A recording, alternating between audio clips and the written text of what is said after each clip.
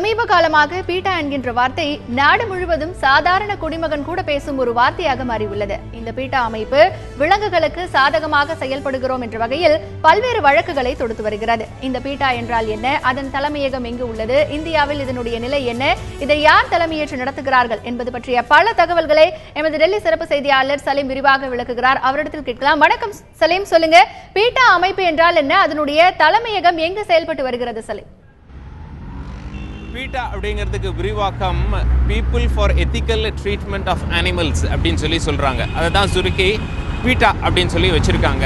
அதாவது நம்ம தமிழாக்கம் பண்ணணும் அப்படின்னா விலங்கினங்களை நெறியுடன் நடத்தும் மக்களின் அமைப்பு அப்படிங்கிற மாதிரி நாம் சொல்லலாம். இது எப்போ ஆரம்பிக்கப்பட்டது அப்படின்னா 37 வருஷத்துக்கு முன்னாடி அமெரிக்காவில் ஆரம்பிக்கப்பட்டது. இதனுடைய தலைமையகம் அமெரிக்காவில் இருக்கிறது. இன்னைக்கு உலகம் முழுவதும் இதனுடைய கிளைகள் பறந்து விரிந்திருக்கின்றன. உலகம் முழுவதும் இவங்களுக்கு முழு நேர வேலையாட்கள் அப்படின்னு சொல்லி பார்த்தா 380 பேர் இருக்காங்க. இருப்பினும் இவங்களுடைய உறுப்பினர்கள் அப்படின்னு சொல்லி பார்த்தா உலகம் முழுவதும் 30 லட்சம். இவங்களுடைய ஆதரவாளர்கள் உலகம் முழுவதும் 20 லட்சம். 30 + 20 மொத்தம் 50 லட்சம் அப்படின்னு சொல்லி நாம் சொல்லலாம். இவங்க என்ன சொல்கிறாங்க அப்படின்னா 2010 2014 வரைக்கும் ஜல்லிக்கட்டு காரணமாக காயமடைந்திருப்பவர்களின் எண்ணிக்கை 1100. 2014 மட்டும் ஜல்லிக்கட்டு காரணமாக 3 மாடுகள் உயிரிழந்துள்ளது. 2010 2014 அந்த டைமுக்குள்ள அந்த 5 வருடங்களில் 17 பேர் உயிரிழந்திருக்காங்க, ஒரு குழந்தை உட்பட அப்படின்னு சொல்லி. இதெல்லாம் எங்கேருந்துங்க எடுக்கிறீங்க அப்படின்னு சொல்லி கேட்டால் பத்திரிகையில் வந்த செய்தி. நீங்களும் போய் வெப்சைட்டில் போடுங்க. பத்திரிகைகளில் நிறைய செய்தி வந்து எழுதப்பட்டிருக்கிறது. அதிலிருந்து எடுக்கப்பட்ட தகவல் தான் இது. இதை நாங்கள் பல இடங்களில் சொல்லி வரோம் அப்படிங்கிற மாதிரி தகவல் சொல்கிறாங்க. இந்த பீட்டாங்கிற அமைப்பு ஆரம்பிக்கப்பட்டது 37 வருஷத்துக்கு முன்னால் அமெரிக்காவில் அப்படின்னு சொல்லி பார்த்தோம். எப்படி ஃபேமஸ் ஆனாங்க, எப்படி உலகம் முழுவதும் இவங்களுக்கு கிளைகள் வந்தன அப்படின்னு சொல்லி விசாரிக்கும் பொழுது அமெரிக்காவில் 1980 ஆரம்பித்த பிறகு என்ன பண்ணியிருக்காங்க அப்படின்னா அமெரிக்காவில் எப்பொழுதும் ஆய்வுக்கூடங்கள் இருப்பது வழக்கம். ஆய்வில் சிறந்து விளங்குறாங்க, லேபரேட்டரிஸ் அப்படின்னு சொல்லுவாங்க. 17 குரங்குகளை வைத்து ஆய்வுகள் நடத்தி கொண்டிருந்தார்கள். பேட்டா மிகவும் கடுமையான எதிர்ப்பு தெரிவித்தார்கள், சட்ட ரீதியாக அணுகினார்கள். அமெரிக்காவில் ஒரு ஆய்வு கூடத்தில் முதல் முறை போலீஸ் நுழையிறாங்க அப்படின்னா அது பேட்டா எடுத்த நடவடிக்கையின் காரணமாகத்தான். பிறகு அமெரிக்க சட்டத்திலேயே திருத்தம் கொண்டு வரப்பட்டது. இவ்வளவு பெரிய தாக்கம் நடந்து விட்டதா அப்படின்னு சொல்லி உலகம் முழுவதும் இவர்களுக்கு ஆதரவாளர்கள் கிளம்பிவிட்டார்கள். உலகம் முழுவதும் கிளைகள் ஆரம்பிக்கப்பட்டன. இந்தியாவில் ஆரம்பிக்கப்பட்டது 17 வருஷத்துக்கு முன்னாடி 2000 ஆண்டில் பீட்டா ஆரம்பிக்கப்பட்டது. மும்பையில் இருக்கிறார்கள். இவங்களுடைய தலைமையகம் மும்பை தான். அங்கே எப்படி ரொம்ப ஃபேமஸ் ஆனாங்க அப்படின்னு சொல்லி பார்க்கும் பொழுது அவங்க மும்பையில் இருக்க சுகர் மில்ஸ் இருப்பாங்க இல்லையா, அந்த சக்கரை ஆலைகள், அங்கே மாடுகளை பயன்படுத்துவது வழக்கம். ஆனால் இவங்க எடுத்த நடவடிக்கை காரணமாக 7000 மாடுகள் பயன்பாட்டிலிருந்து எடுக்கப்பட்டு மினி டிராக்டர்கள் அந்த வேலையை செய்ய ஆரம்பித்தன. ரொம்ப பாப்புலாரிட்டி கிடைச்சிது இவங்களுக்கு. இந்தியாவிலையும் தமிழகத்தை பொறுத்தவரை நாம் ஜல்லிக்கட்டு அப்படின்னு சொல்லலாம். இது தவிர விலங்குகள் நல வாரியம் இருக்கிறது. அதாவது பீட்டா வந்து அரசு சாரா தொண்டு நிறுவனம். உலகம் முழுக்கிலிருந்து இவங்களுக்கு ஃபண்ட்ஸ் வந்த வண்ணம் இருக்கின்றன, நிதி வந்த வண்ணம் இருக்கின்றன. இதை தவிர விலங்குகள் நல வாரியம் இருக்கிறாங்க. அவங்க கூட உச்சநீதிமன்றத்தில் வழக்கு போட்டிருக்காங்க ஜல்லிக்கட்டை எதிர்த்து. விலங்குகள் நல வாரியம் அப்படின்னு சொல்லி பார்க்கும் பொழுது இந்தியாவில் விலங்குகளுக்கு அதாவது விலங்குகளை துன்புறுத்தக்கூடாது என சட்டம் கொண்டு வரப்பட்டது 1960. அந்த சட்டத்தின்படி விலங்குகள் நல வாரியம் அமைக்க வேண்டும். விலங்குகள் நல வாரியம் அமைக்கப்பட்டது 1962. விலங்குகள் நல வாரியத்துடன் தலைமையகம் எங்க தெரியுமா? நம்ம சென்னையில் தான், திருவான்மியூரில் இருப்பது குறிப்பிடத்தக்கது. பேட்டாவுடைய தலைநகரம், பேட்டா இந்தியாவோட தலைநகரம் மும்பையில் இருப்பது குறிப்பிடத்தக்கது.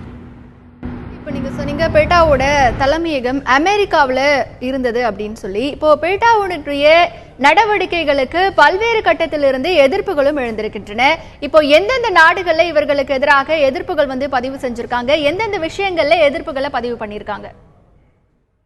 உலகத்தில் இவங்க எத்தனை நாடுகளில் இவங்களுடைய கிளை பறந்து விரிந்திருக்கிறதோ அத்தனை நாடுகளிலும் இவர்களுக்கு எதிர்ப்பாளர்களும் இருக்கிறார்கள்.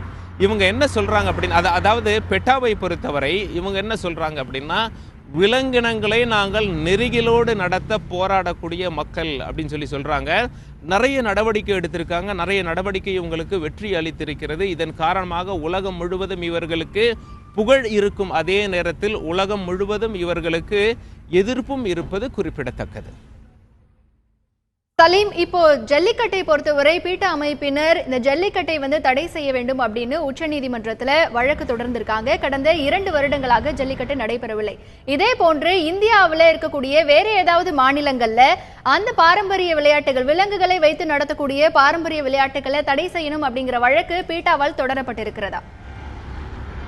நிறைய இடங்கள்ல தொடரப்பட்டிருக்கிறது, மகாராஷ்டிரா உட்பட. அதாவது பீட்டா என்ன சொல்றாங்க அப்படின்னா, எங்கெங்கெல்லாம் விலங்கினங்கள் துன்புறுத்தப்படுகிறதோ இவங்களுடைய முக்கியமான பங்கு அப்படின்னு சர்வதேச அளவில் பீட்டா என்ன பண்ணுறாங்க அப்படின்னா 4 விதமான செயல்களை நாங்கள் கண்டிக்கிறோம் அப்படின்னு சொல்கிறாங்க.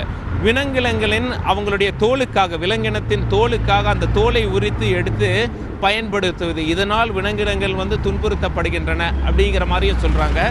இது மட்டும் இல்லாமல் காட்சிப்படுத்தக்கூடிய விலங்கினங்கள், அதாவது காட்சிப்படுத்தக்கூடிய விலங்கினங்கள் அப்படின்னும் போது ஆங்கிலத்தில் பெர்ஃபார்மிங் அனிமல்ஸ்ன்னு சொல்லுவாங்க. நாம் கன்ஃபியூஸ் ஆக வேண்டிய, நாம் குழப்பம் அடைய வேண்டிய தேவையே கிடையாது. அது என்ன காட்சிப்படுத்தப்பட்ட விலங்கினங்கள் அப்படின்னா, முன்னாடியெல்லாம் நம்ம பார்த்துருப்போம், சர்க்கஸில் விலங்கினங்களை பயன்படுத்துவார்கள். ஆனால் அதன் பிறகு கொண்டு வர சட்டம் இதை தடுத்து விட்டது. சர்க்கஸில் போனால் நம்ம யானை பார்ப்போம், புலி, சிங்கம் இதெல்லாம் வச்சு நம்ம காட்டுவாங்க. நம்ம அங்கே போய் அதெல்லாம் வேடிக்கை பார்ப்போம். அது ஒரு காட்சி. இதெல்லாம் காட்சிப்படுத்தக்கூடிய விலங்கினங்கள் அப்படின்னு சொல்லி ஒரு பட்டியல் ஒன்று இருக்கிறது.